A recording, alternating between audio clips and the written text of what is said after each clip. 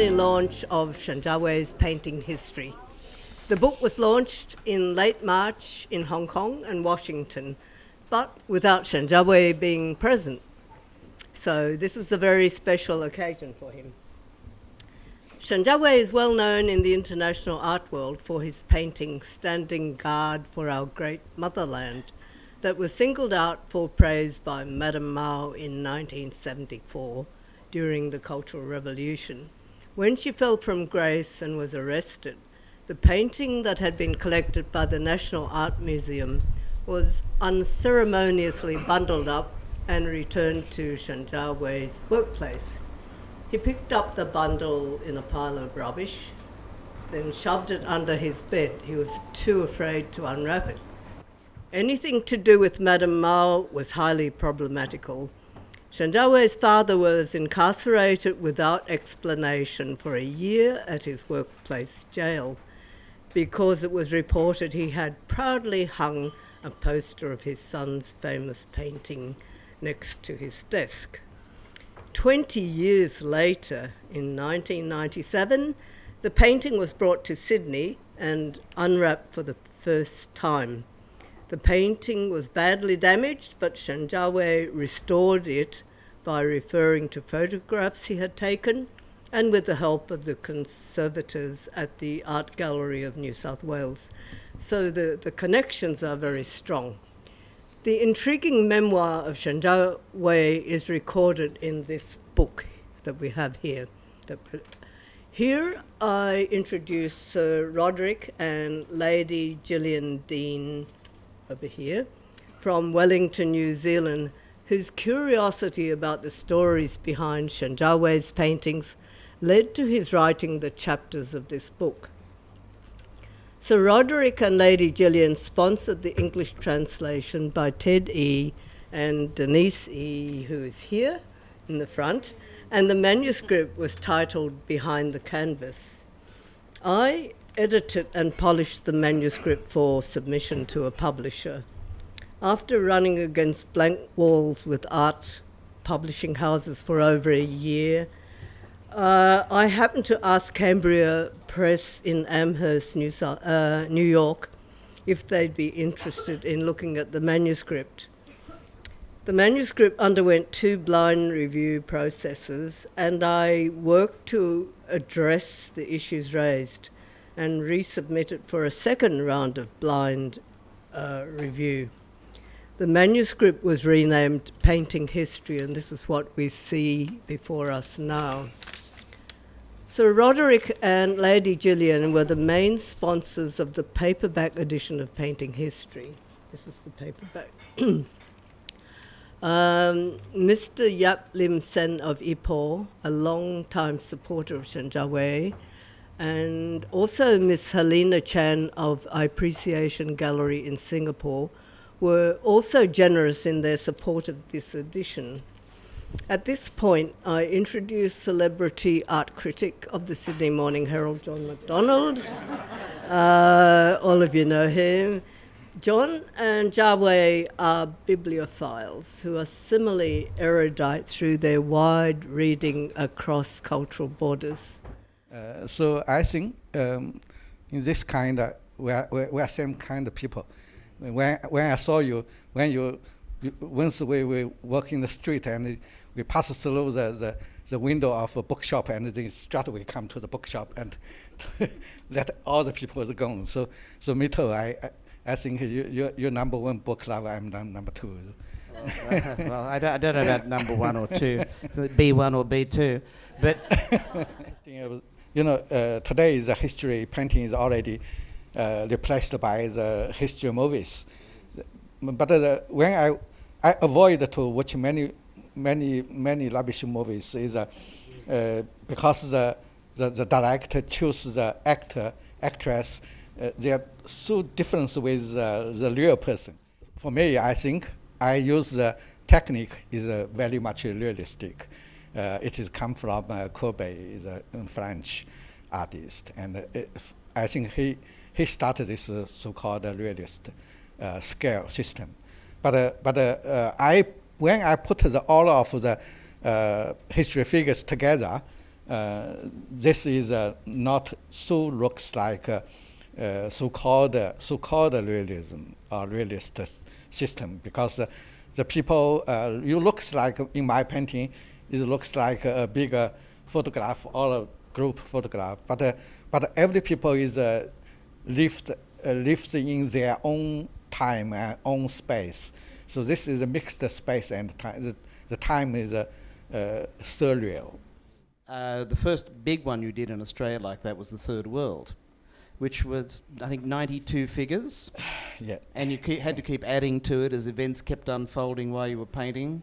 You know, that 9/11 happened, and Osama bin Laden had to be slightly more prominent, and all this stuff. So history was in the making while the painting was in the making at the same time. But when that painting was first shown, it was remarkable to me how little people understood it. Because to me it looked like a kind of impossible summit. It was as though you had managed to gather together all of these good guys and bad guys, all of these headline makers of the 20th century, and put them all in one massive team photo and said, here's the century. I still remember when the painting had 3 years in your bedroom. Yes. Yeah, so you every day you're sleeping with enemies. Jiawei is referring to the fact that, you know, many years ago, the painting was acquired by Yap Lim Sen, who had the franchise to run the Queen Victoria building. And he had really nowhere to put the painting, so he put it in the penthouse apartment at Horden Towers, which was where I was living at the time, because I was doing some work for Yap. I was looking after his gallery for a couple of years, and he let me live in this apartment when I came back from Canberra. And so consequently I lived for this time with this gigantic painting, looking at it every single day. It was a history lesson in itself. It's a history lesson before breakfast every day.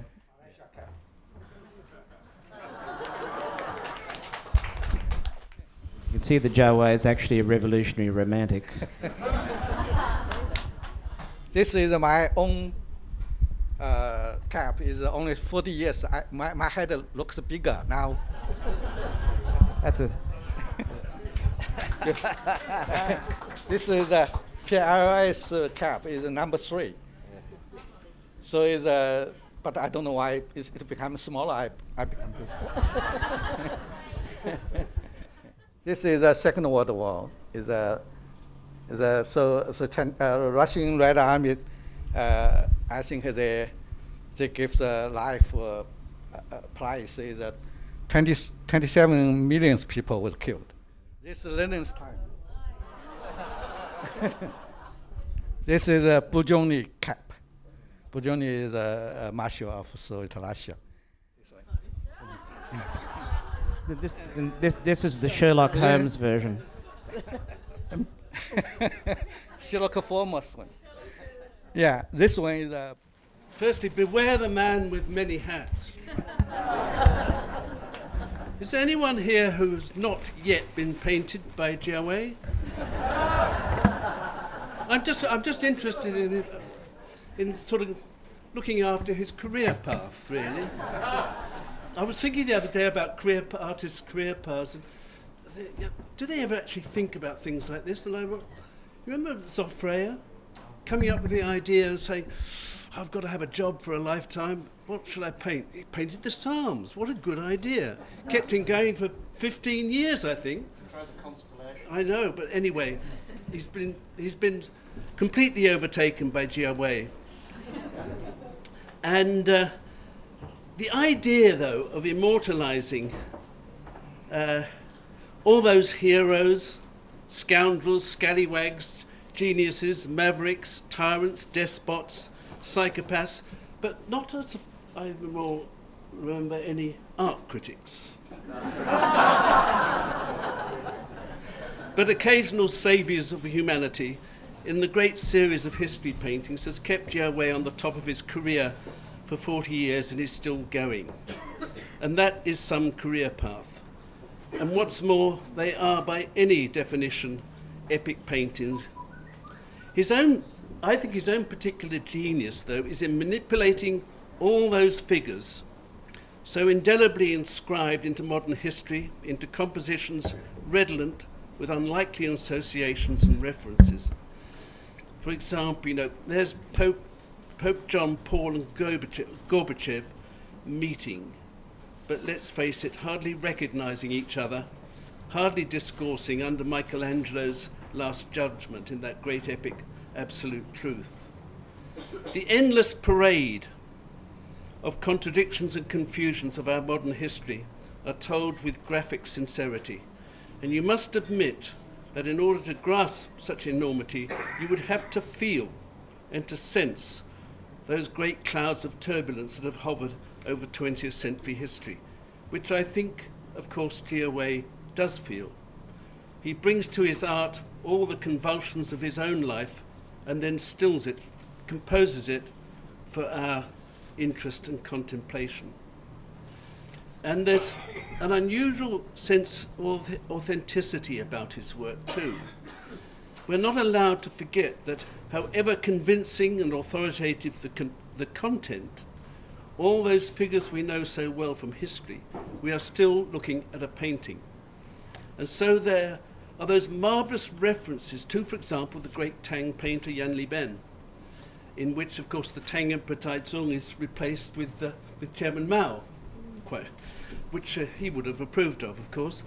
And there's echoes of Michelangelo, Mantegna, El Greco, Holbein, Rembrandt.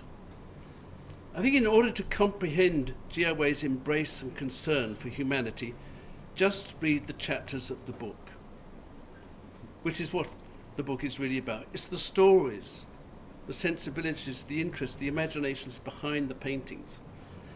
They're really the stories behind each of his great history paintings. One of the ones which I do remember seeing, and I think this was the one that was shown at the Seymour Centre, the Third World. Was that the great, yeah. With its, I think, 94, readily, 97, 94? Readily identifiable characters, all of whom played such critical and confronting roles in our history and during Jiawei's lifetime. This book is composed of the stories that inspired Jiawei's great series of history paintings. Those stories tell us as much about him and his genuine embrace of the human disorder that engulfs us all. And as I say again, the content is epic. But we're still talking about a painter, an artist, a painter who's embraced Western styles and techniques, but still makes pictures that are global in their interest and in their history, and yet, interestingly, are still instantly recognizable as by a Chinese painter. So I think we should launch the book. We can have a nice glass of Mao Tai, and all of you have got to go and buy the book. Thank you. The book is launched.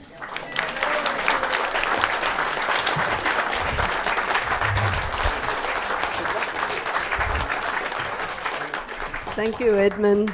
Thank you very much.